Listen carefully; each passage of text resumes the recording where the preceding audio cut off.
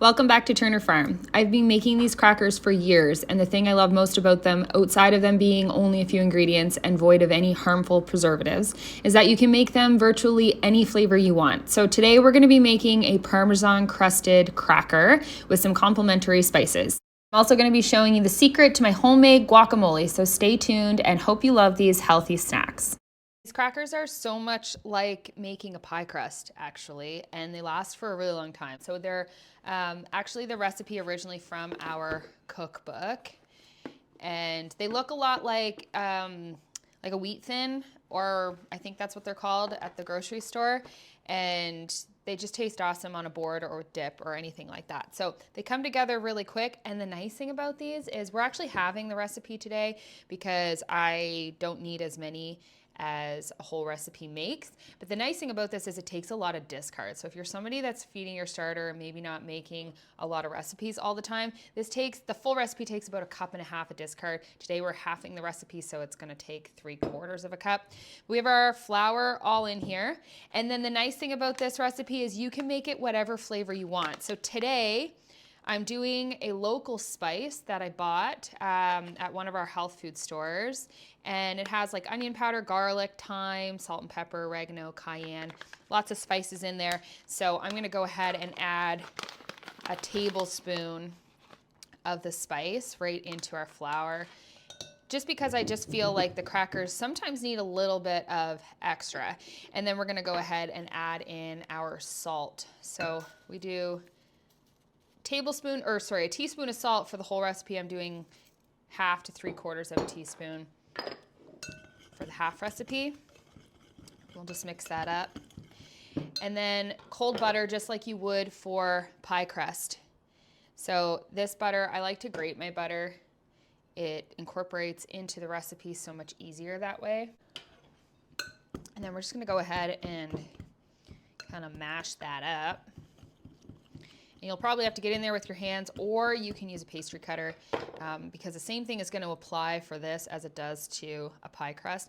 You're going to mix that until it's like a crumbly mixture that you can squeeze in your hands and it kind of crumbles apart. And you just want to go through and evenly distribute that butter. So then we're just gonna go ahead and add in our discard. The trick with crackers, when you're making sourdough crackers, is make sure that your discard's quite runny. So mine's even a little bit thick. And the reason that you want it really nice and runny is because you don't want them puffing up too much in the oven. Like, we're not looking for this to kind of leaven or rise or anything like that. We want these to stay really nice and flat. So nice flat discard. You know, you want to reach into the back of the fridge to that discard that you've forgotten about back there for a couple months or something, and pull that out and put them into this recipe, because that's what makes these really good. So we're just going to mix that through. You may need to get in there with your hands again. If it's a little bit crumbly and it's not coming together, you can add extra discard, because, like I always say, the thing with discard is if you're using a thick discard for a recipe, you tend to need less flour or more discard. If you're using a really runny discard, it acts more like a liquid, so you end up needing a little bit more flour or less discard. So in this case, my discard is quite thick, so I may need a little bit of extra in there. Other thing you can do, if you've run out of discard, you've used it all for the recipe, is you can just sprinkle a little bit of water in there too. Because really,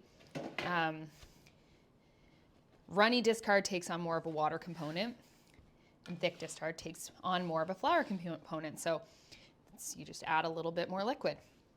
So we're just going to kind of knead that together just enough that it comes together. And reminder, if you're using the full recipe, you're going to have double this amount.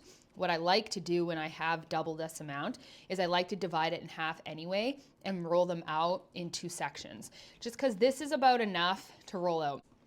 We're rolling them very thin because we want crackers, obviously. And if you don't roll them thin enough, what ends up happening is you get thicker crackers and they don't get crunchy. So you want to give yourself a lot of space and a little less dough. So dividing it up works really nicely. So there we go. We're just gonna let that sit for just a minute to kind of all come together, and then we'll roll it out on the counter. The biggest thing to remember when you're rolling this out is it's gotta fit on the pan. So you don't wanna roll it bigger than your pan.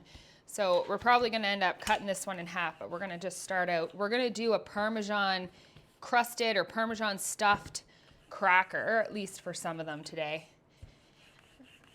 And you know, if you're at home and you just want regular crackers, you can do just some regular salt, add a little garlic powder. You can do whatever you'd like. So we're just gonna take some Parmesan cheese and we're gonna kind of roll it into the dough. Now, if you had these on your pan and you wanted to add Parmesan, you certainly can. You can add it to the top. The thing I find with that is I don't mind when it gets overly brown in the oven, but some people do. It will kind of burn before the crackers are done, but it just kind of is your preference. So we're gonna kind of squish that in there, and then we're just gonna keep rolling it out. So you can add this to your dough even, you know, when you're making your crackers too. I like kind of a stuffed sort of Parmesan cracker. It's fun. But you know, either one works. This is gonna kind of give you the same effect. You wanna roll it as much into a square as possible, but obviously you're gonna see, we're gonna cut it into a square, but you'll see it's a little bit trickier to do that. And you can sprinkle that on and roll that right into the dough. So when you're rolling these out, but you want it to about 1/16 inch or less. So the thinner you go, kind of the more even and crunchy your crackers are gonna kind of be in the end. And again, you can see we're gonna need to trim the edges on this because I didn't do a very good job this time at rolling it into a square. It's hard when you're adding inclusions into the middle to kind of get it into that square, but that's okay. So what I like to do is just square off as best I can. And we are going to use these pieces. Don't worry, they're not going to be thrown out or anything like that.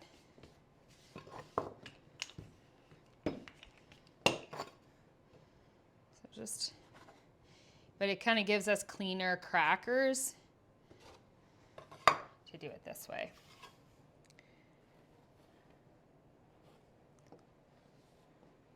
Okay, now we have our square. We're gonna put it onto the pan or put it on the parchment paper, either one. It's much easier to transfer as a whole than it is to transfer once you've cut it into a bunch of squares. So then we're just gonna kind of go through and cut out our crackers, and they can be as big or as small as you want them to be.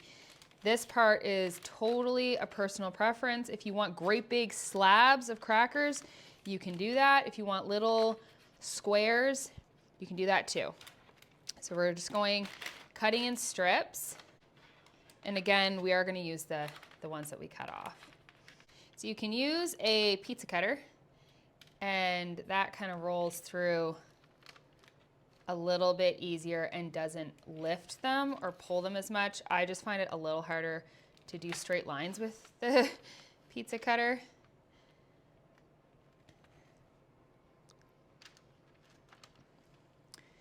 There you go. Okay, so there's our crackers. I'm going to show you how to prepare these for the oven so you get that optimal crunch. So we're going to take some melted butter or oil, whatever is easiest, and we're just going to go through and brush it across the tops of all of the crackers. And it's okay if some of them are not fully cut all the way through, like if they're kind of stuck together, that's fine. It's a lot easier to break them apart once we cook them in the oven. And sometimes the dough will pull when you're cutting them, and so don't worry too much about that. It's just basically to kind of have an indent so that you have a guide to where they need to kind of break apart once they go into the oven, or come out of the oven, I guess. Okay, and then once you've done that, we're just going to take some coarse salt and we're going to sprinkle it over the whole sheet. I like to make sure this is a nice coarse salt because you really taste that flavor once they come out of the oven. So once you've done all of that, we're going to go through and just poke holes in them. And the reason that you do that is because when they go into the oven, it's like a pie crust. Same thing, you do the same thing with a pie crust, or you put weights in your pie crust so that it doesn't puff up. But this releases pressure from inside of the pastry dough, I guess, and allows them to bake flat. They will puff up a little bit for a minute, but it allows them to bake flatter and crunchier. So we're going to stick these in the oven at 350, and I'll show you what they look like when they come out. I don't really have a recipe for my homemade guacamole. It's just one of those things that I usually keep adding ingredients to until I like the flavor. But I start with a ripe avocado, and the way that you can tell an avocado is perfectly ripe is it will be soft, and when you pick the knob off the end, it should still be green underneath.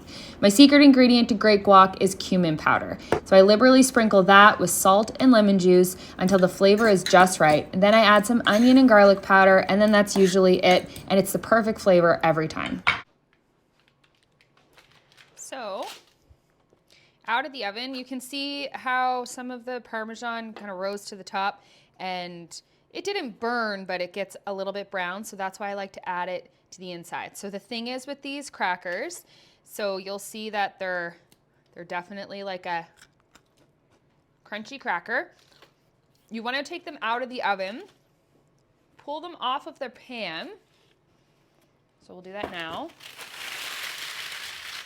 And the reason for that is you want to give them a chance to cool down before you eat them. These are not as good warm out of the oven. They are much better once they've had a chance to cool down. So we'll set these up with our dip and kind of show you how that looks, but they're nice and crunchy. And also the other thing I will say is, for example, this one doesn't have a lot of Parmesan in it. So it's crunchy kind of right away, and it's same with this one that I took a bite out of. But these ones that have a lot of Parmesan in them, they need a minute to cool down because the cheese is still kind of floppy. It's melted, right? So we want the cheese to harden. It's sort of like if you were to spread Parmesan out on parchment paper and baked it in the oven. When it comes out, it's going to be quite malleable, but if you give it a minute, it will harden. So you want to give these a minute to completely harden. And then once they do, you can eat them, obviously, or you can pop them into a airtight container. I usually do like wait for them to cool completely, and then I put them in a big jar, and they keep there for quite a while, like most of the week. So you can make these at the beginning of the week, and you can kind of like grab and go all week long, like cheese and crackers or dips or whatever it is, and they're just such a healthy alternative to store-bought crackers because there's no fillers and there's no preservatives or nothing like that in them. So they're just a really healthy alternative, and they keep.